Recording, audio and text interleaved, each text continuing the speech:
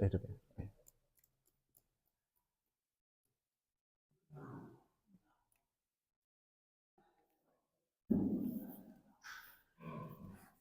Bismillahirrahmanirrahim. Assalamualaikum warahmatullahi wabarakatuh.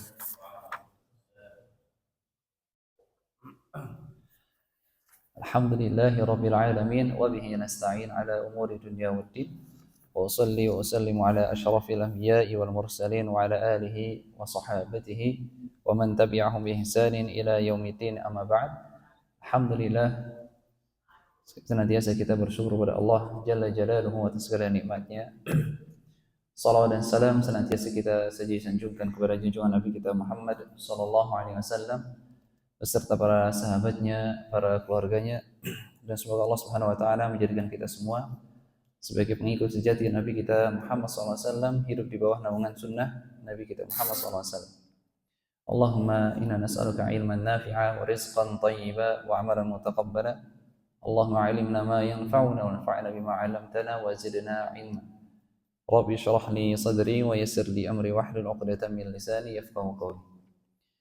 Para hadirin yang dirahmati Allah Subhanahu wa taala, insyaallah kita akan melanjutkan kembali kajian rutin kita membahas sebuah kitab yang mulia, yaitu Kitabul Jami' yang dikarang oleh Al-Hafidz Ibnu Hajar Al-Asqalani rahimahullah taala, yang mana kitab ini ditaruh di bagian terakhir daripada kitab Bulughul Maram.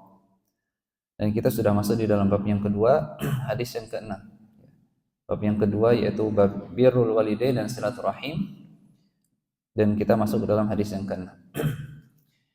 Hadis ini dan hadis sebelumnya yang kita bahas pada pertemuan yang lalu itu sebenarnya masih ada satu keterkaitan, yang mana berbicara tentang hak tetangga. Hadis yang lalu, yang di pertemuan yang lalu, itu membahas tentang keutamaan kita mencintai untuk tetangga kita sebagaimana kita cinta untuk diri kita. Kita menginginkan kebaikan untuk tetangga kita sebagaimana kita ingin kebaikan untuk diri kita. Adapun untuk hadis yang sekarang ini akan kita bahas, ini adalah tentang hadis ancaman bagi orang yang melakukan sebuah dosa kepada tetangganya, yang mana di sini secara terperinci dosa zina kepada istri tetangganya, yang mana ini adalah salah satu dosa besar yang pelakunya akan diancam oleh Allah Subhanahu wa taala. Dari Ibnu Mas'ud radhiyallahu taala anhu, hadis ini dari Abdullah bin Mas'ud radhiyallahu taala anhu, beliau berkata, "Sa'altu Rasulullah sallallahu alaihi wasallam ayyudz dzanbi a'zam." Beliau berkata, aku pernah bertanya kepada Rasulullah sallallahu alaihi wasallam, "Ya Rasulullah, dosa seperti apa yang paling besar? Dosa apa yang paling besar?" Kemudian Rasulullah SAW menjawab, "An taj'ala lillahi niddan wa huwa khalaqak."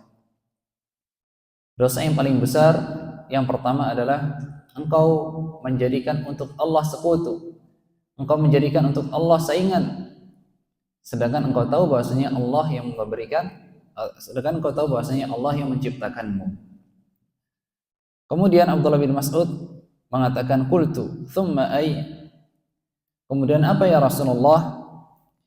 Kemudian Rasulullah SAW menjawab, "Thumma an taqtula waladak khasyata an ya'kula ma'ak." Dosa kedua yang terbesar adalah engkau membunuh anakmu karena engkau takut dia akan makan bersamamu. Kemudian Abdullah bin Mas'ud bertanya lagi, "Thumma ay?" Kemudian apa ya Rasulullah? Kemudian Rasulullah SAW menjawab, "Thumma an tuzaniya halilata jarik." Kemudian dosa yang terbesar selanjutnya adalah engkau berzina bersama istri tetanggamu. Hadis ini adalah hadis yang sahih, ya. Hadis diriwayatkan oleh Al-Imam Al-Bukhari dan Muslim.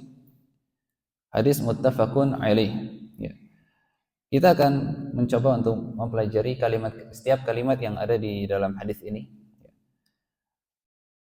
Abdullah bin Mas'ud radhiyallahu taala anhu, beliau bertanya, "Ayyudz dzanbi a'zam?" Dosa seperti apa yang paling besar ya Rasulullah? Dari pertanyaan ini kita bisa memahami bahwasanya dosa itu bertingkat-tingkat. Dosa itu bertingkat-tingkat. Ada yang besar, ada dosa yang kecil, ya. Ada dosa-dosa yang paling besar. Bagaimana Nabi kita Muhammad SAW pernah mengatakan kepada para sahabat, "Ala unabbiukum bi akbaril kabair." Apakah kalian mau untuk aku kabarkan kepada kalian bi akbaril kabair, dengan dosa besar yang paling besar. Sehingga dosa-dosa itu bertingkat. Dan juga Nabi SAW pernah mengatakan yang berkaitan tentang dosa kecil, iyyakum wa muhaqqaratil dzunub. Hati-hatilah kalian dari dosa-dosa yang remeh. Ya. Jadi dosa-dosa itu bertingkat-tingkat. Ada yang besar, ada yang kecil. Mengapa kita perlu mengetahui hal ini? Ya, agar kita, karena konsekuensi setiap dosa itu berbeda-beda. Hukuman akan sesuai dengan dosa yang kita kerjakan. Semakin besar dosa yang dikerjakan oleh seseorang, maka hukuman yang akan diterima lebih besar. Ya. Kemudian Nabi kita Muhammad SAW mengatakan, "Antaj'ala lillahi niddan." Dosa yang paling besar yang pertama adalah antaj'ala lillahi niddan. Engkau menjadikan untuk Allah sekutu dan saingan. Engkau menjadikan saingan atau sekutu untuk Allah Subhanahu wa taala. Ini Rasulullah SAW jadikan yang paling pertama. Karena memang dosa syirik itu adalah dosa yang paling besar. Bahkan ketika Nabi kita Muhammad SAW mengabarkan kepada para sahabatnya bi akbaril kabair, ya, tentang dosa besar yang paling besar, yang pertama kali disebutkan adalah tentang dosa syirik, ya, tentang dosa syirik. Dan ini adalah salah satu dosa yang sangat parah, yang sangat fatal, yang mana banyak dari kaum muslimin tidak mengetahui bahwasanya atau tidak sadar bahwasanya itu adalah dosa yang besar. Bahkan sebagian kaum muslimin ada yang menganggapnya hal itu adalah sebuah ibadah, hal itu adalah sebuah ritual yang perlu untuk dilakukan. Ya, sebagian mereka mengaku muslim tapi masih menyembelih untuk selain Allah. Sebagian mereka mengaku muslim tetapi masih minta kepada orang-orang yang dianggap sebagai wali Allah. Sebagian mereka ada yang mengaku muslim tetapi bersumpah dengan nama selain Allah. Dan kita ini adalah salah satu bentuk kesyirikan yang banyak sekali dilakukan oleh kaum muslimin dan mereka tidak sadar kalau mereka terjatuh di dalam kesyirikan. Ya. Makanya dikatakan di sini yang dimaksud dengan menjadikan untuk Allah saingan itu adalah sarfu anwa'il ibadati aw syai'in minha li ghairillah. Yang dimaksud menjadikan Allah untuk Allah tandingan atau sekutu adalah kita memberikan sebagian atau seluruh jenis-jenis ibadah kepada selain Allah. Ini. Jadi kita memberikan sebagian atau seluruh jenis-jenis ibadah kepada selain Allah. Ya, kita tahu jenis-jenis ibadah ada banyak. Ya. Ada ibadah hati berkaitan tentang khauf, rasa takut, roja, rasa pengharapan, mahabbah, rasa cinta. Kemudian ibadah jasad, ya salat, sujud, ruku', ya. Ibadah harta, ya kita menyembelih. Kemudian ibadah qaul, kita bersumpah, ya. Dan banyak sekali macam-macam ibadah. Ada isti'anah, ada istighatsah, ada isti'adah, ada menyembelih. Ketika kita memberikan salah satu dari macam-macam ibadah ini atau seluruhnya kepada selain Allah Subhanahu wa taala, maka kita telah terjatuh di dalam kesyirikan. Na'udzubillah min dzalik. Karena kita sering melihat, ya, ada orang yang bersumpah dengan selain Allah. Mereka mengatakan demi Allah, demi Rasulullah, demi malaikat. Nah, mereka tidak sadar bahwasanya Nabi kita Muhammad SAW pernah bersabda, "Man halafa bi ghairillah faqad asyrak atau faqad kafar." Barang siapa yang bersumpah kepada selain Allah atau dengan nama selain Allah, maka dia telah kufur atau telah melakukan kesyirikan. Maka kita harus hati-hati. Sebagaimana Nabi Ibrahim alaihissalam, ya, Khalilullah, kekasih Allah Subhanahu wa taala. Beliau saja sangat takut terhadap terjatuhnya di dalam kesyirikan, maka bagaimana dengan kita? Hendaknya kita lebih takut lagi untuk terjatuh di dalam kesyirikan. Ya. Makanya Nabi Ibrahim alaihissalam salah satu doanya adalah Rabbi ja'al wajnubni wa baniya an na'budal asnam. Ya Allah, jauhkanlah aku dan keturunanku dari beribadah kepada asnam, berhala-berhala. Maka kita hendak senantiasa meminta kepada Allah Subhanahu wa taala taufiknya untuk bisa menghindar dari segala bentuk kesyirikan. Kemudian sabda Nabi kita Muhammad SAW, wa huwa khalaqak. Dan yang lebih parah lagi adalah ketika kita mensyirikan Allah Subhanahu wa taala. Ketika seseorang mensyirikan Allah Subhanahu wa taala dan dia sadar bahwasanya Allah yang menciptakan dia dan hanya Allah yang menciptakan dia. Ya. Ini adalah salah satu derajat, ya, kebodohan yang paling bodoh dan hal yang menakjubkan yang paling menakjubkan. Ya. Hal yang paling menakjubkan adalah tatkala seseorang mensyirikan Allah sedangkan dia sadar betul bahwasanya hanya Allah yang mampu untuk menciptakan. Hanya Allah yang mampu untuk memberikan rezeki. Hanya Allah yang mampu untuk menghidupkan dan mematikan. Ya. Jadi banyak sekali orang yang mana dia lurus di dalam tauhid rububiyahnya, tetapi mereka terjatuh di dalam tauhid uluhiyah. Mereka sadar bahwasanya hanya Allah yang menciptakan, hanya Allah yang memiliki, hanya Allah yang mengatur alam, hanya Allah yang mematikan dan menghidupkan. Tetapi dalam satu waktu dia juga beribadah kepada selain Allah. Ya. Dan ini sering disampaikan di dalam Al-Quran berkaitan tentang kekufuran orang-orang kafir Quraisy. Ya. Orang-orang kafir Quraisy, tatkala mereka ditanya siapa yang menciptakan kalian, siapa yang memberikan rezeki, siapa yang menghidupkan dan mematikan, mereka akan mengatakan yang melakukan itu semua adalah Allah Subhanahu wa taala. Ya. Mereka sadar bahwasanya hanya Allah yang menghidupkan, hanya Allah yang mematikan, hanya Allah yang menciptakan, hanya Allah yang memiliki alam semesta ini. Tetapi di dalam waktu yang bersamaan mereka beribadah meminta kepada selain Allah. Ya. Dan ini adalah salah satu kebodohan yang paling bodoh yang pernah mereka lakukan.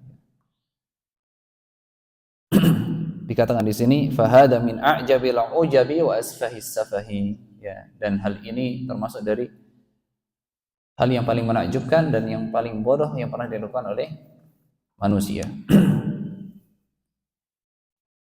Kemudian sabda Nabi kita Muhammad SAW, ya, tatkala ditanya oleh Abdullah bin Mas'ud, kemudian dosa apa ya Rasulullah? Kemudian dosa apa yang paling besar setelah melakukan kesyirikan? Ya. Rasulullah SAW bersabda, an taqtula waladak khasyatan an yat'ama ma'ak. Dosa setelah kesyirikan yang paling besar yang disebutkan di dalam hadis ini adalah engkau membunuh anakmu karena kamu takut dia makan bersamamu. Ya. Karena engkau takut dia makan bersamamu. Dan ini pernah diisyaratkan di dalam Al-Quran, yang mana Allah Subhanahu wa taala berfirman, "Wala taqtulu auladakum min imlaq." Dan dalam ayat lain, "Wala taqtulu auladakum khasyata imlaq." Ya. Dua ayat ini menunjukkan bahwasanya kita dilarang untuk membunuh anak kita karena takut miskin atau karena kondisi kemiskinan. Jadi kita dilarang. Kita dilarang untuk membunuh anak kita karena takut miskin dan karena kondisi kemiskinan. Kalau takut miskin, mungkin dia hartanya selama ini mampu atau cukup. Tapi kemudian tatkala dia diberikan rezeki anak oleh Allah Subhanahu wa taala, dia mulai khawatir, rezekinya tidak cukup sehingga dia pun membunuh anaknya Dan ini adalah salah satu dosa yang paling besar yang kedua yang disebutkan di dalam hadis ini. Ya. Dosa yang paling besar kedua yang disebutkan di dalam hadis ini. Atau dia memang dari awalnya sudah miskin, tidak mampu untuk memenuhi kebutuhan hariannya. Kemudian tatkala Allah Subhanahu wa taala memberikan dia rezeki anak, dia membunuhnya karena dia takut anak tersebut akan lebih memakan harta-hartanya. Dan ini adalah salah satu bentuk suudzon kepada Allah Subhanahu wa taala. Ya. Salah satu bentuk suudzon kepada Allah Subhanahu wa taala. Dan salah satu bentuk pengingkaran terhadap takdir Allah Subhanahu wa taala. Bagaimana dia suudzon kepada Allah? Karena dia mengira bahwasanya rezekinya anak tersebut itu berasal dari rezeki atau berasal dari rezeki ayahnya. Dia merasa bahwasanya anak tersebut akan makan bagian daripada rezeki ayahnya. Padahal tidak. Rezeki anak adalah rezeki anak. Rezeki ayah adalah rezeki ayah. Itu semua dari Allah Subhanahu wa taala.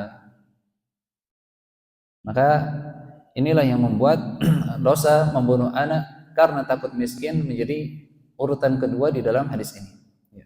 Karena yang pertama dia melakukan pembunuhan.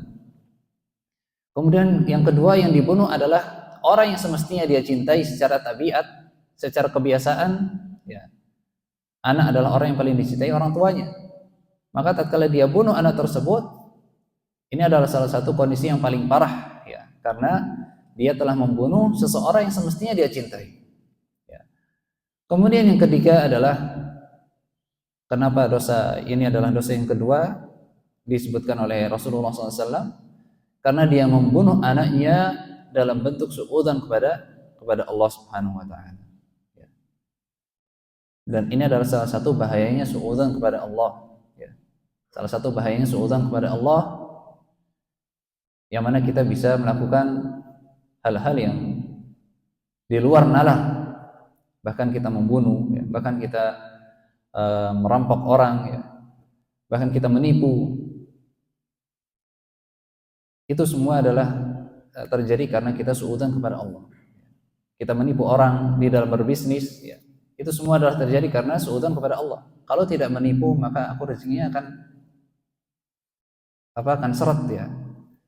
Sehingga dia melakukan penipuan agar ya dia mengira bahwasanya rezekinya akan datang dari penipuan tersebut. Ini adalah salah satu bentuk suudzon kepada Allah Subhanahu wa taala. Kemudian tsumma antuzaniya halilata jarik. Kemudian yang ketiga adalah sabda Nabi kita Muhammad SAW, dosa terbesar yang ketiga yang disebutkan di dalam hadis ini adalah berzina bersama dengan istri tetangganya. Bersama dengan istri tetangganya. Dan ini adalah salah satu dosa yang besar, ya. Mengapa? Karena dosanya double-double, ya. Sebagaimana tadi yang kedua, membunuh anak karena takut miskin, itu juga dosanya berdouble-double, ya, berlipat-lipat. Dan dosa berzina bersama istri tetangga itu juga double-double. Karena yang pertama dia telah melakukan dosa zina. Ya, dosa zina itu saja sudah besar dosanya. Kemudian dia berzina dengan istri tetangga, yang mana semestinya kita dengan tetangga adalah ya berlaku baik. Bahkan dikatakan di dalam sebuah hadis, wallahi la yu'min, wallahi la yu'min, wallahi la yu'min. Demi Allah tidak beriman, demi Allah tidak beriman, demi Allah tidak beriman. Kemudian para sahabat bertanya kepada Rasulullah SAW, siapa dia ya Rasulullah? Kemudian Rasulullah berkata, man la ya'manu jaruhu bawa'iqah, yaitu orang yang mana tidak merasa aman dari gangguan tetangganya, ya. Atau tetangga yang merasa tidak aman dari gangguannya. Jadi ketika ada tetangga kita yang tidak merasa aman dengan gangguan-gangguan kita, Rasulullah SAW telah mengatakan bahwasanya kita ini tidak beriman kalau sampai tetangga kita merasa tidak aman dengan gangguan kita. Maka bagaimana kalau kita sampai menzinai istri tetangga kita? Na'udzubillahi min dzalik. Ya. Dan ini adalah gangguan yang paling besar. Ya. Gangguan yang paling besar adalah tatkala seseorang ya sampai bisa melakukan kerusakan keharmonisan keluarga lain, terlebih tetangga sendiri. Maka ini akan terjatuh di dalam dosa yang sangat besar. Dosa yang sangat besar. Karena dia telah melakukan penggangguan kepada tetangganya. Maka sangat pantas ketika dosa ini disebutkan nomor 3 setelah dosa syirik dan membunuh anak karena takut miskin. Di dalam hadis ini, para hadirin yang dirahmati Allah Subhanahu wa taala, ya, menunjukkan bahwasanya yang pertama, dosa yang paling besar yang harusnya kita tinggalkan adalah dosa syirik, ya. Allah Subhanahu wa taala berfirman, "Fala taj'alu lillahi andada wa antum ta'lamun." Dan janganlah kalian menjadikan untuk Allah Subhanahu wa taala tandingan-tandingan sedangkan kalian tahu bahwasanya Allah yang menciptakan kalian, bahwasanya Allah yang memberikan rezeki kalian. Bahkan dikatakan oleh Abdullah bin Abbas radhiyallahu ta'ala anhuma, wa antum ta'lamuna annahu la rabba lakum yarzuqukum. Sedangkan kalian tahu bahwasanya tidak ada Tuhan yang mampu untuk memberikan rezeki kepada kalian. Ya. Ini adalah dosa yang paling besar. Ya. Tatkala seseorang berlaku syirik, terlebih tatkala dia sadar bahwasanya sekutu yang dia jadikan untuk Allah Subhanahu wa taala memang tidak memberikan rezeki untuknya. Dia sadar bahwasanya memberikan rezeki, yang menghidupkan dan mematikan hanya Allah Subhanahu wa taala. Ini membuat dosa kesyirikannya lebih besar. Kemudian juga faedah yang selanjutnya disebutkan di sini, "'idhamu sya'nil qatli bighairi haqqin wa annahu yali syirk." Besarnya dosa pembunuhan tanpa hak. Besarnya dosa pembunuhan tanpa hak. Terlebih tatkala pembunuhan tersebut terjadi kepada orang yang memiliki rahim kepada kita, orang yang semestinya kita sambung silaturahim. Terlebih ketika pembunuhan tersebut terjadi kepada anak kita yang semestinya secara tabiat kita mencintainya. Ya, bahkan betapa banyak orang yang rela untuk dibunuh, rela untuk mati demi menjaga anaknya. Tetapi ini kok malah justru membunuh anaknya. Dan yang lebih parah lagi adalah tatkala dia membunuh anaknya tersebut karena dalam bentuk suudzon kepada Allah Subhanahu wa taala.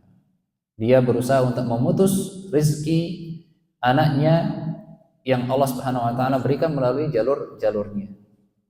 Ini adalah salah satu bentuk dosa yang paling besar karena dosa tersebut berlipat-lipat. Dosa tersebut lipat-lipat. Dia membunuh anaknya karena bentuk suudzon kepada Allah, dan dia memutus rezeki Allah Subhanahu wa taala untuknya dari tangannya. Kemudian faedah yang selanjutnya adalah buruknya perilaku perzinahan, besarnya dosa perzinahan, terlebih ketika dia melakukan zina kepada istri tetangganya. Yang disebutkan di sini antuzania.